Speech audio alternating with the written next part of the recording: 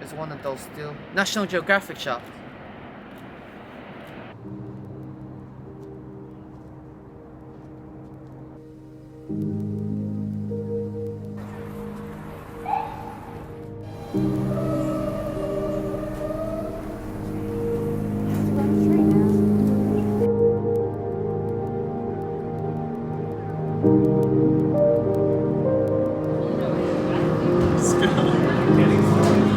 Getting started, but once you start going, it's like really easy. Hi, my name's Tiff. I'm a makeup artist and hairstylist located in Rockaway Beach currently. I came home on Monday, and so that was the official start of my personal self-quarantine. My name is Jess Tolan. I live in Los Angeles, California, and this here is Bella. And we are currently quarantined. My name is Brian BD Dang, and I'm from the town Oakland, California. My life before COVID, I was doing things similar to this. I was not doing podcasts, I was shooting more videos, supporting Asian business and stuff. And now here I am in isolation. I'm doing a podcast, so I'll have different people come on, including Sarah Jun. I actually got to do my first podcast with her. Hi everyone, Sarah Jun here, and I'm coming to you from South Korea. I'm actually not from here. I am of Korean heritage, but I came to South Korea for some soul searching, to meet some family, and then COVID-19 hit. I put myself in self-quarantine because I'm staying with my grandparents and my grandparents cannot afford to get sick. They would die. I'd rather not gamble with life. As a person who's not a citizen of Korea, I thought it was absolutely horrible and rude of me to be out there. I just wanted to be a good tourist, a good foreigner. It's now been maybe 10 weeks, 9 weeks, 10 weeks. I'm not really sure, I lost count. I wouldn't say I'm an expert, but I've been doing this for a little bit. I've created a schedule. It's so important to have rituals, make your own routines, because you can go crazy. You can go a little nutty. As a content creator, I'm based on going out and about. I'm not used to always staying home. I go to like Oakland Chinatown, I go to food spots to film the best food out there, but now I can't do that. So what better way? I got this mic just right before the shelter happened. Being sent home from work on Monday, I was just sitting on my bed wondering what type of content am I gonna produce from here on out. And I've always thought about doing a podcast, but I never thought I could actually nail it. But heck, why not? I'm on isolation, why not give it a try? And here I am. I'm using it to talk to you guys. I'm using it to host a podcast on a daily basis while in isolation. It's been different.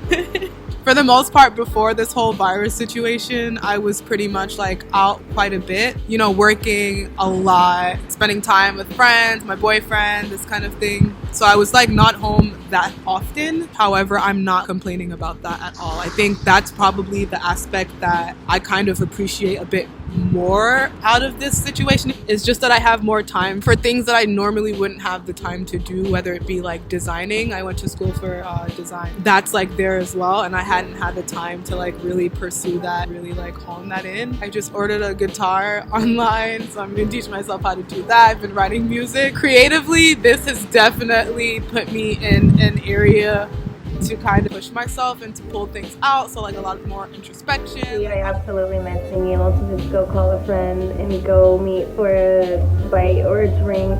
It's a really, really surreal feeling. I know it's gonna get worse, but a lot of people aren't even participating. So I actually personally know 2 people who have passed and recovered COVID-19, and it was awful. They were young, they were healthy, so thank God for that. It's really happening. One thing I did notice that I thought was so crazy was the fact that people just kept buying a bunch of toilet paper. I did not understand that, and when I Googled it, basically the psychology behind it is like that's the one human function people can control. People are just acting insane right now. I'm gonna show you, because there's absolutely no toilet paper. I had to order online. Look at this toilet paper I'm using now.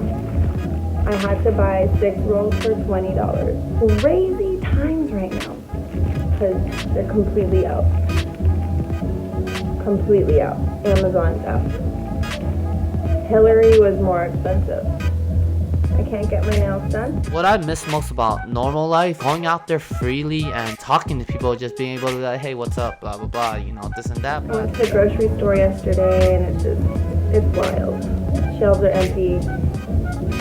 The vibes are weird. It's eerie out. People are in straight apocalyptic mode. You have to kind of base your food and diet off of what's left. So I'm right now eating some bread that I normally would never buy. Cinnamon raisin swirl. It's actually really good though. Slim pickings out there. My routine really wasn't that affected because like most of the things I do in the morning, so like for example like yoga I do at home, meals I can cook at home, so like nothing. And I'm very much so like a very introverted person. This is kind of like what it was already. What I do miss most about normal life for sure would be just like the physicality of going to work, going and being with friends and other people. It happened pretty quickly. A lot of people lost their jobs, including myself. I used to manage a restaurant downtown LA. We all lost our jobs. We have now filed for unemployment. The website was shut down because so many people were filing a claim. We're still waiting to hear back if each American citizen gets like $1,000. But I'm staying positive.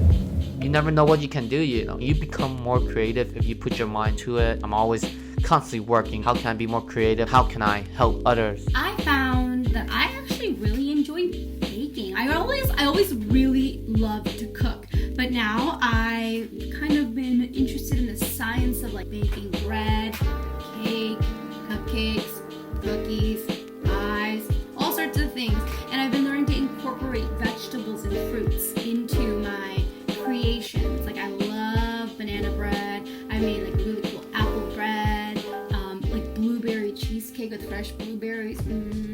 In terms of what has changed, I had plans to go to Hawaii, Philippines, Malaysia, Thailand, and Korea in May and June, but everything's been canceled. That's what I miss about the normal life, being out there, able to travel the world and see new things. Before the quarantine, my job and my life, I worked in the film industry and I still do. I was mainly working as a producer and an actress. And when you're producing and acting, I guess there's lots of different ways you can be a producer. My job was to basically make sure everybody working was working well together. They had everything they need to be creative and create the best work possible. I ended up, feeling like I was living for others. And being in quarantine, wow, it was a time of introspection, a time of, I have ideas, let me actually make them happen. And I created a docu-series on my YouTube channel. I'm giving voices to other people, but that also makes me happy. I haven't really felt depressed. It's crazy. I was always such an extrovert. Wow. And now look at me. It's something that I need to work on. It's that I need to give time for myself, not just when I'm in quarantine, but all the time. It is what it is. We gotta fight this together. We gotta be isolated. We gotta do this as a team. It's not a one-man effort. During quarantine, I didn't expect to be doing this podcast. It's like, well, Monday night I thought about it. Tuesday and Wednesday I set everything up. Thursday I shot my first podcast. Friday I uploaded to YouTube. And yeah, from then on it's been a ride. I've been doing this the whole time ever since. Well, it's only been 3 podcasts so far, but yeah, I got a few lined up. So COVID-19 coronavirus, it's impact everyone. It's impact everyone so far in life. We got 7 billion plus people here. Most likely impact 99.99% of everyone. My other tips are, find yourself a hobby. Find yourself a hobby. Don't be afraid to open up. One of the things that I never liked to do even before the quarantine was exercise.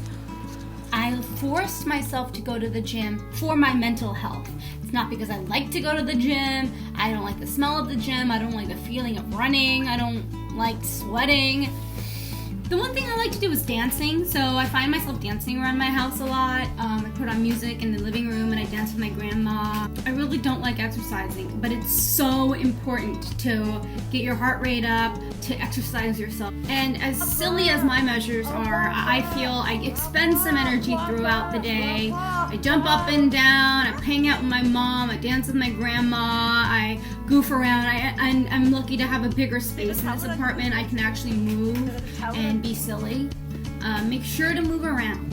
I try and stay healthy. I run the stairs in my building because my gym is closed, my pool is closed. I have been running hills outside It's very, very hard to start a different routine when you're isolated, but it's crucial. I'm trying to stay really positive, get your heart rate up, stimulation. At-home workouts, there's millions of videos, 5 to 15 minutes long. You have 24 hours in your day. Very important. It's hard to do, but you got the internet. So can you imagine being quarantined like 20 years ago? We have our computers, we have our technology, we have everything that we need in our fingertips. Literally. Like, this is my laptop that I'm doing a video on. Just stay inside. Just stay inside. You are a carrier. You're literally a host walking down the street, and Corona's like, ooh, let me get in you, let me get all over that, and it will just jump on you, and it won't give a crap that you think you're Superman. There are things you can do in your apartment, in your house. You can exercise inside, open a window, take a breath of fresh air. But know that going outside is a risk for not just you, for your whole family, for your whole community, and the whole country. Try and limit the negative things you read online. I know the news is very, very enticing, dramatic. Have trusted sources, look at the science, look at the facts. Try and read real stories too. The news will obviously inflate so much. Utilize this time to really get in touch with yourself and to get in touch with things that you kind of like left on the back burner. You know, we gotta stay strong. We gotta be out there and raise awareness. We have to do all this together. I think it's really important that you don't group all young people into the same bubble. A lot of us are, from my observation, a lot of us are really proactive about just staying in. And we know the importance of the earth. We know the importance of the population, and a lot of us do think in the we and not just the me. And of course there's the other side. I do see on my Instagram friends still hanging out with a different person each day. This attitude that they're Superman or that they don't want to change their daily routines for anybody. And of course, those people will exist. It's not all young people though. Those crazy people in Miami that we all saw. By the way, those were all like under 22-year-olds. Millennials end at 95. I was born before 95. Anybody after 95 is Gen Z. Gen Z, wake up! And of course, I don't want to be rude. Not all Gen Z are acting like that. There's really time for you to have fun later, but right now, take this as an experience. We're in the 20s again. These are the times you're gonna remember, and do you want to tell your grandkids, like, I didn't give a F about the earth, I didn't give a F about anybody else's family? Just do your part. Be responsible. If you think you're such an adult partying, then be an adult. We need each other right now, and we actually have thousands of platforms to make that happen. Stay focused on the positive, be understanding that this is happening, and be realistic. Let's do what we can as a team. Thank you guys. Bye. It's just really feeling a deep sense of peace, like joy on almost. It's crazy. I guess I'm just reconnecting with things I haven't connected with for a while, so that's just giving me a sense of like calm. Yeah. How's that, Sarah?